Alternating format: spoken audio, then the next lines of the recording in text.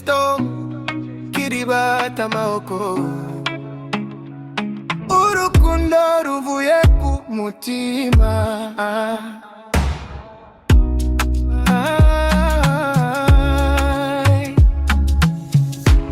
Nakuze nshaka iby'ukuri, mbona mbibuze,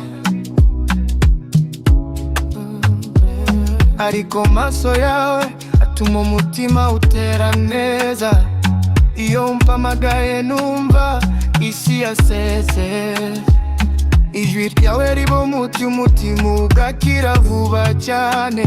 Nanyuze mu mvura nyinshi, ntembera inzira mbi, ariko waje nk'izuba, umwijima uragenda mpinduka mu nshya. Ndakurahiye sinza gutererana, iyo turi kumwe ejo hazaza ndahabona. Mfata ukuboko tumpere kure, tugendane n'isi yose bebe.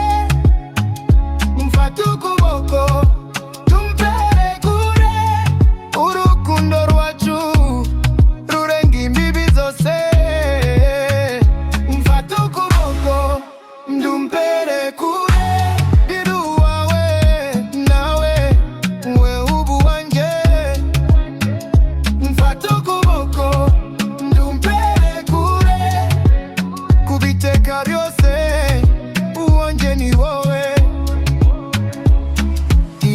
kiribata ntekereza ku isura yawe. Mawukwira tuje, umutima wanje nawe uratuza. N'ubu buzima bugora siniganyira, kuko mfite uwo nshaka kubana nawe iteka. Ntacyo mfite kiruta isezerano ryo kugukunda no kukurinda nk'izuba ririnda umucyo. Sinsaka kubyuka, kuko mu maso yawe mbona wejo hazira agahinda. Mfate ukuboko tumpere kure, tugendane n'isi yose irerebe. Mfate ukuboko tumpere kure, urukundo rwacu rurenga imbibi zose.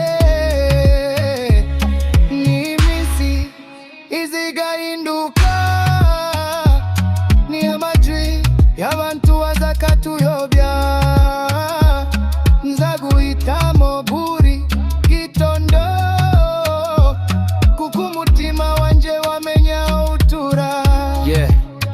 Yeah, J-Stone on the mic, straight from Mahoko.